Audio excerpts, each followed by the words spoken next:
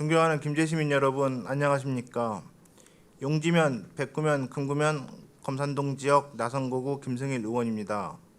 먼저 이번 임시회에서 이처럼 5분 발언 기회를 주신 존경하는 김영자 의장님과 선배 동료 의원님께 감사 인사를 올립니다. 추석이 얼마 남지 않은 풍성한 가을날입니다.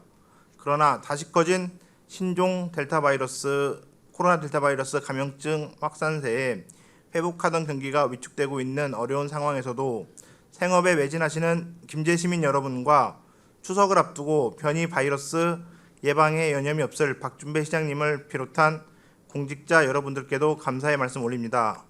오늘 본 의원은 5분 발언을 통해 몇 가지를 말씀드리고자 이 자리에 섰습니다. 첫째, 김제시 푸드마켓 설치와 관련하여 말씀드리고자 합니다. 푸드뱅크 사업은 1988년 IMF 외환위기 때 단체 시설에서 제공한 물품을 저소득 결식 가정에 전달하면서 시작되었습니다. 또한 푸드마켓 사업도 2008년 세계 금융위기로 인해 저소득 결식 가정이 많이 발생하여 매장을 이용하여 필요한 물품을 가정에서 사용하도록 매장을 설치하여 운영하고 있습니다. 정부에서는 식품 등 기부 활성화에 관한 법률을 제정하여 생활이 어려운 사회적 약자에게 지원하도록 하는 사회복지 및 공동체 문화를 만들기 위해 법률로 제정하였습니다. 전라북도에서도 조례를 제정하여 사회적 약자를 배려하도록 하고 있습니다. 푸드뱅크 사업은 전라북도 14개 지자체에서 운영 중이며 푸드마켓은 전주, 익산, 고창, 무주, 김제에서 운영하고 있지만 김제시는 2019년도에 푸드마켓 사업을 철수하였습니다. 푸드마켓과 푸드뱅크의 차이점을 말씀드리겠습니다. 푸드마켓은 일반 슈퍼마켓을 생각하시면 됩니다.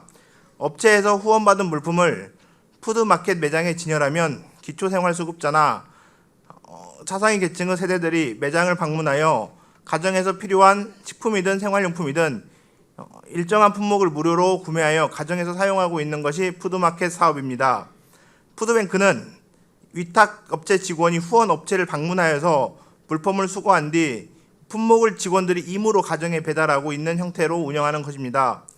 그러나 안타깝게도 김제시는 2019년도에 푸드마켓 사업 예산을 부족하다는 핑계로 매장을 철수하는 결정을 하였습니다.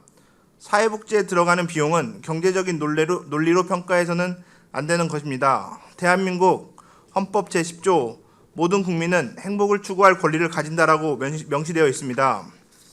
그동안 김제시와 푸드마켓을 이용하는 가구는 매월 평균 약 200세대가 이용 중입니다. 김제시가 후원받은 액수는 매년 약 70억에 이르며 해마다 증가하고 있는 추세입니다. 김제시 사회적 약자 2,400가구가 이용하고 있었던 푸드마켓 사업에 들어가는 비용은 1년에 1억 5천만 원 정도입니다. 1년에 2,400가구가 이용하는 푸드마켓 사업 비용을 예산이 부족하다는 이유로 폐쇄한 것은 잘못된 결정이라고 생각합니다. 전주와 익산의 사례를 살펴보면 푸드마켓 이용자가 너무 많아 1년 단위로 추천을 받아 이용하도록 하는 실정이며 이용객들에게 높은 호응을 얻고 있다고 합니다. 전주와 익산시 푸드마켓의 매장에 근무하고 있는 직원은 평균 4명에서 5명이 근무하고 있으며 매장을 찾은 사회적 약자를 친절하게 맞이하고 소외되지 않도록 말벗까지 되어주고 있다고 합니다.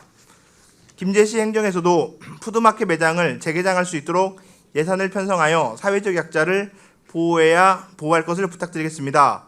예산 지원도 형식적인 지원이 아니라 전폭적으로 지원하여 푸드마켓 매장에서 상담사를 배치하면서 차를 마시거나 주민들의 애로사항을 청취할 수 있는 시설로 만들어서 타 시군의 본보기가 될 수 있도록 운영될 것을 부탁드리겠습니다. 둘째, 청년 기본소득 지원의 건입니다. 2021년도 7월 대한민국 정부 발표에 따른 청년 확장 실업률은 22.7%입니다. 또한 대학을 졸업하고 첫 직장을 구할 때까지 걸리는 기간은 평균 약 11개월에 달한다고 합니다. 본 의원은 김제시에 3년 이상 거주하고 있는 만 24세의 청년들에게 직장을 구할 수 있는 준비 기간 동안 분기별 25만 원씩 최대 100만 원을 한도로 이들에게 지역 상품권을 지원하고자 건의드립니다. 청년 기본소득은 청년의 사회적 기본권 보장과 재정적 자립 여건을 마련하기 위함이며 김제시에서는 사회보장적 지원 차원에서 지역상품권으로 지원하면 김제시의 경제 활성화에도 이바지할 것이라고 판단됩니다. 현재에도 김제시는 전북의 타 시군에 비해서 진취적이고 선도적인 청년 정책을 펼치고 있습니다.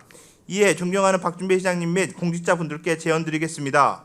김제시는 미취업 청년들에게 사회의 구성원으로 성장할 수 있는 토대를 만들어 주어서 미래의 대한민국의 주역으로 성장할 수 있는 버팀목이 되주시길 간곡히 부탁드리겠습니다. 셋째, 청년 농업인 육성의 권위입니다. 한국농수산식품유통공사의 발표에 따르면 정부 감산 정책과 지난해 역대 가장 긴 장마와 태풍으로 인해서 신종 코로나 바이러스 19의 확산으로 인한 쌀 작황이 부진해 2020년도 쌀 생산량은 전년보다 6.2%가 줄어든 350만 7천 톤에 그쳤다고 합니다. 문제는 코로나 이후 쌀뿐만 아니라 식량 전반에 부족 현상이 발생하고 있다는 것입니다. 러시아와 우크라이나 등 주요 밀 수출국은 지난해 자국 내 수급 안정을 이유로 곡물 수출을 전면 금지했고, 중국은 자국 내 수급 부족을 우려해 향후 9개월치 식량을 미리 구입하는 등 적극적인 대응에 나서고 있습니다. 이 같은 움직임에 따라 실제 곡물 가격은 지난해 6월 이후 매달 상승세를 이어가고 있습니다. 우리나라의 경우 식량 자급률이 해마다 떨어져 50%에도 미치지 못해서 식량 가격 인상은 앞으로 식량 수급에 큰 위협으로 다가올 예정입니다. 우리나라 대표술인 막걸리의 경우에도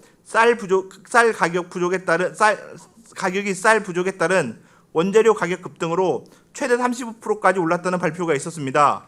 막걸리 제조업체들은 쌀값과 포장재, 유통비용 등 원부자재의 비용 상승으로 인해 가격 인상으로 이어지고 있으며, 쌀 부족은 쌀 가공식품의 비용 인상으로까지 이어지고 있으며 햇반 가격마저도 올리고 있다고 합니다. 정부에서는 후계 농어업인 및 청년 농어업인 육성 지원에 관한 법률을 제정하여 2021년도 5월부터 시행하고 있습니다. 법률안의 제정 목적은 농어업인 인력의 체계적인 육성을 통하여 휴게 농어업인과 청년 농어업인의 안정적인 농어촌 정착을 유도하고 지속 가능한 농어촌 사회의 발전에 이바지함을 목적으로 한다라고 명시되어 있습니다. 본 의원이 주장하는 요지는 농어업인의 인식이 바뀌어야 한다는 것입니다. 중고등학생 때부터 농어업인 휴게자를 육성하여 보호하고 농사가 아닌 산업의 한 분야로 성장할 수 있도록 정책을 지원하여 농업인으로서의 자긍심을 심어줘야 할 것입니다. 과거 농사를 짓고 어업에 종사하는 것은 고달프고 배고픈 직업으로 인식되어 있지만 현대 농어업인은 대규모의 과학화와 기계화로 생산부터 판매까지 협업하여 부자농부가 탄생하고 있습니다. 다양한 농업 사업의 활성화로 대기업에 다니는 직원들보다 더 나은 이익을 얻을 수 있도록 중고등학교 때부터 농어업인을 체계적으로 교육하고 농어업인 후계자 육성을 하여 식량 안보 필요성에 대비해야 할 것입니다. 김제에 거주하고 있는 농어업 전문 인력의 체계적인 육성을 통하여 휴게 농어업인과 청년 농어업인의 안정적인 농어촌 정착을 유도하고 지속 가능한 농어촌 사회의 발전에 이바지할 수 있도록 하여야 할 것입니다. 집행부에서는 이러한 본 의원의 제안에 적극적으로 검토하여 대처해 주시길 부탁드리며 5분 발언을 마무리하고자 합니다. 가을 장마와 코로나19로 인해서 힘들어하시는 김제 시민 여러분과 여기 계신 모든 분들께 건승과 행복을 빌며 인사에 가름하도록 하겠습니다. 감사합니다.